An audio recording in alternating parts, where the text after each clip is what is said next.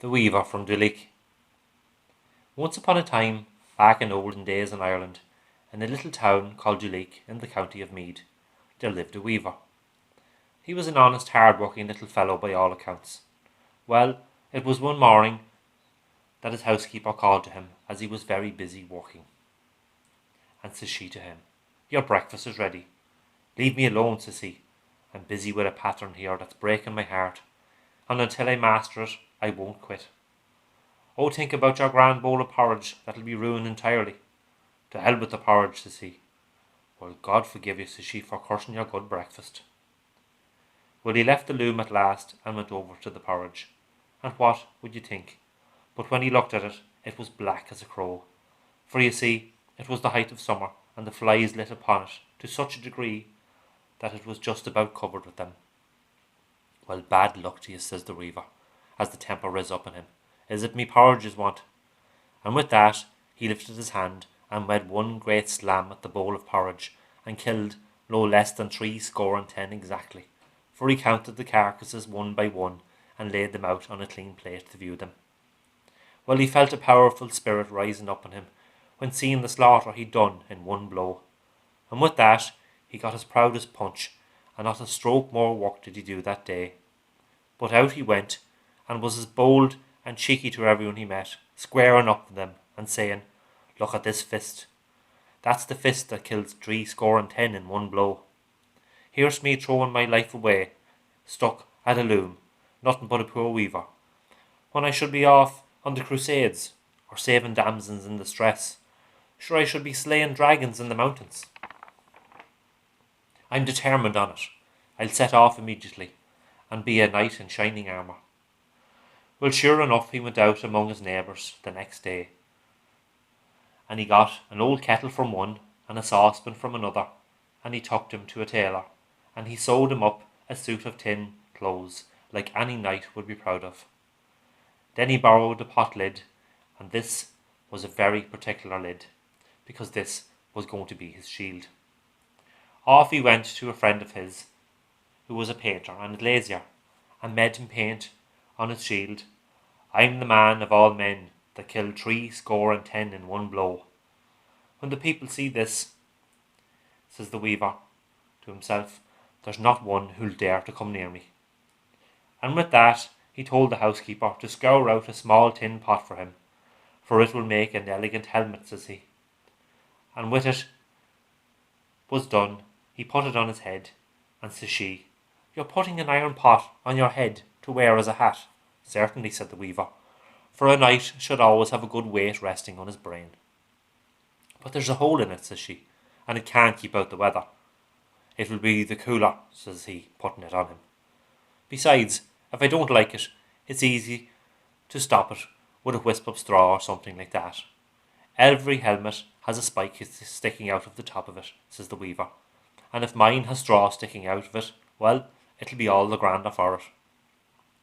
"Where are you off to now?" asked the housekeeper. "I'm in need of a horse now, and I'm off to the field where the miller keeps his horse." "Your servant, ma'am," says he, and off he set. The field was nearby, and sure enough the horse was grazing not far from the gate. The horse was used to carrying ground corn round the country. "This is the very horse for me," says the weaver. "He's used to carrying flour and meal, and what am I but the very flower of chivalry in a coat of mail? This won't put this horse out, not one bit, not in the least." But as he was riding him out of the field, who should see him but the miller? "Is it stealing my horse you are, honest man?" says the miller. "No," says the weaver, "I'm only going to exercise him in the cool of the evening. It will be good for his health." "Thank you kindly," says the miller, "but leave him where he is, and that'll suit me better. I'm on a mission, and I've no time to explain," says the weaver, running the horse at the ditch. "Bad luck to your impudence," says the miller. "You've as much tin about you as a travelling tinker, but you've more brass. Come back here, you rogue," says he. But he was too late. Away galloped the weaver, and took the road to Dublin. For he thought the best thing he could do was to go to the King of Dublin, for Dublin was a great place then, and had a king of its own, and he thought maybe the King of Dublin would give him some work. Well, he was 4 days going to Dublin, for the horse was not the best, and the roads were even worse. When he got to Dublin, he went straight to the palace, and when he got to the courtyard, he let his horse go to graze about the place, for the grass was growing out between the stones. Everything flourished then in Dublin, you see. Well, the king was looking out his drawing-room window. The weaver came in, but the weaver pretended not to see him, and he went over to a stone seat under the window. For you see, there were stone seats all around the place, for the accommodation of the people, for the king was a decent, obliging man. Well, as I said, the weaver went over and lay down on one of the seats just under the king's window, and pretended to go to sleep. But he took care to turn out the front of his shield, that had the letters written on it. Well, with that, the king calls out to one of his lords of his court, that was standing behind him, holding up his skirt of his coat, according to reason, and says he, "Look here, what do you think of this rogue? A rogue like that coming up under my very nose to go to sleep." "Is it true I'm a good king," says he, "and I accommodate the people by having seats for them to sit down and enjoy the recreation and contemplation of seeing me here looking out of my drawing-room window? But that's no reason they should make a hotel out of the place. And come and sleep here? Who is it at all?" says he. "I've not got a clue, your majesty. I'll go down and investigate him myself," says the king. "Follow me," says he to the lord, waving his hand at the same time in the most presumptuous manner. Down he went accordingly, followed by the lord, and when he went over to where the weaver was lying, sure the first thing he seen was his shield with the big letters on it.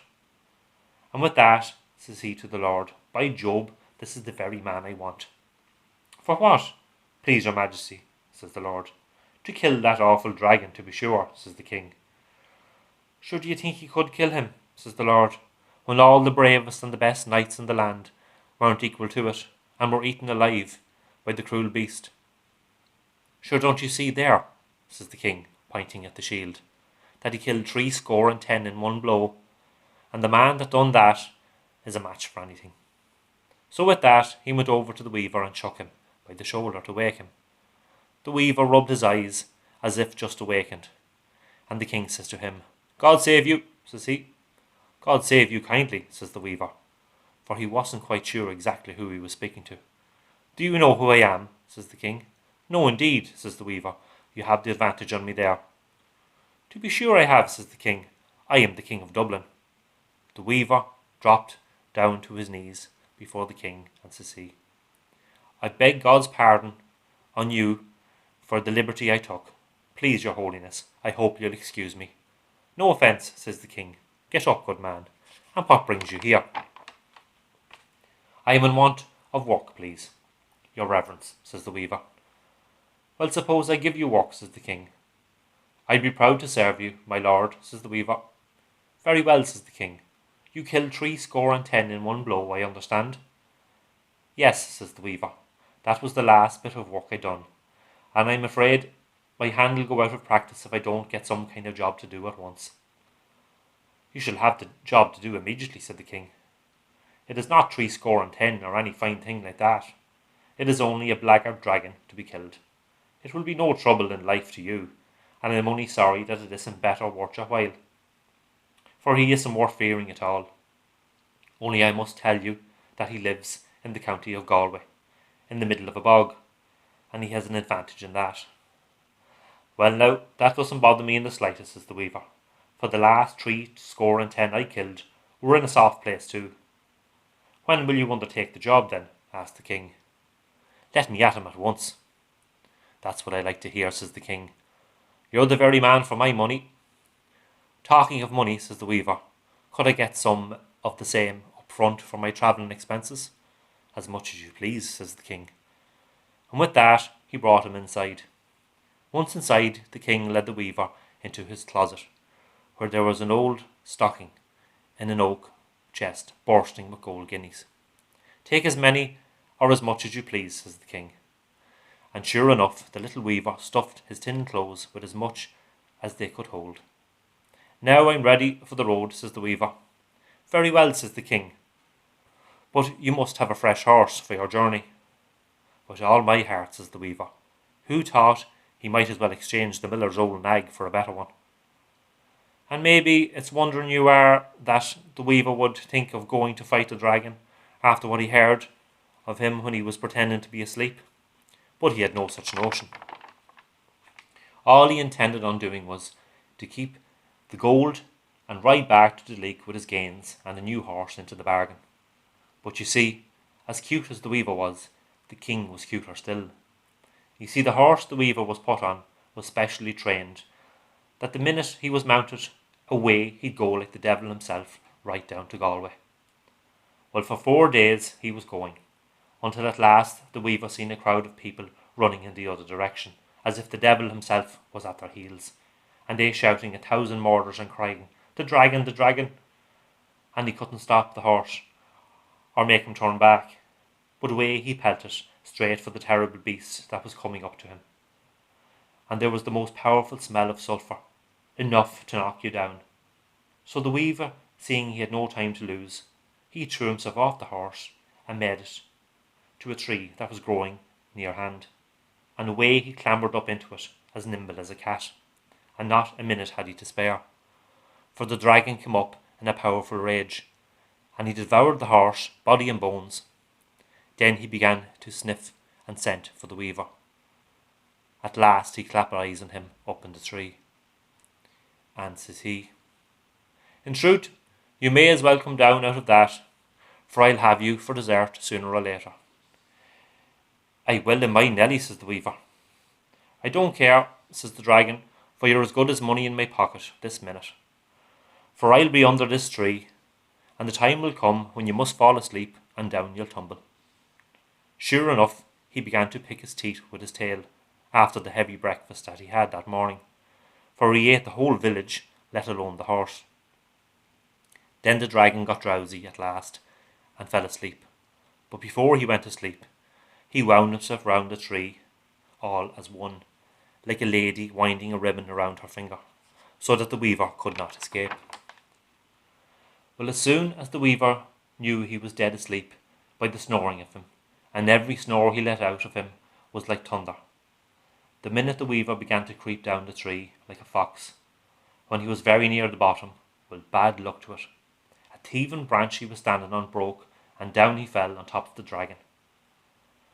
But if he did, good luck was on his side, for where should he fall but with his 2 legs right across the dragon's neck, and he got hold of his 2 ears, and there he kept his grip, for the dragon awakened and endeavoured to bite him.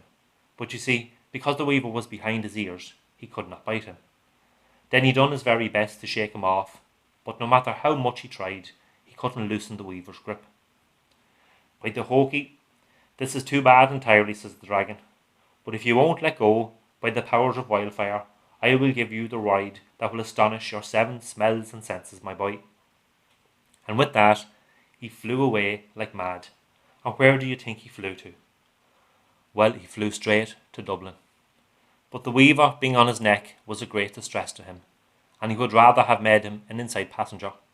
But away he flew, and he flew till he came slap up against the palace of the king. For being blind with rage, he never seen it, and he knocked his brains out, that is, the small few that he had, and down he fell speechless. And you see, good luck would have it that the King of Dublin was looking out his drawing-room window that day also, and when he seen the weaver riding the fiery dragon, for he was blazing like a tar barrel, he called out to his courtiers to see the show. "By the powers of war, here comes the intrepid knight," says the king, riding the dragon that's all afire, and if he gets into the palace, yous be ready with the fire engines for to put him out. But when they seen the dragon fall outside, they all ran downstairs and scampered into the palace yard. By the time they got down, the weaver had got off the dragon's neck, and running up to the king, he says, "Please, your holiness, I did not think myself worthy of killing this terrible beast, so I brought him to yourself for you to do him the honour of decapitating by your own royal 5 fingers. But I tamed him first, before I allowed him the liberty for to dare to appear in your presence, and you'll oblige me if you just make your mark with your own hand upon his unruly neck." And with that, the king, sure enough, drew out his royal sword, and took the head off the dirty brute as clean as a new pin. Well, there was great rejoicing in the court that the dragon was killed, and the king said to the little weaver, "You are a knight already, so it would be no use to knight you all over again, but I will make you a lord." "Oh Lord," says the weaver, thunderstruck at his own good luck. "And as you are the first man I ever heard tell that rode a dragon," said the king, "from this day forth you shall be called Lord Mountdragon." "But that is not all I'll do," said the king. "I'll give you my daughter's hand in marriage."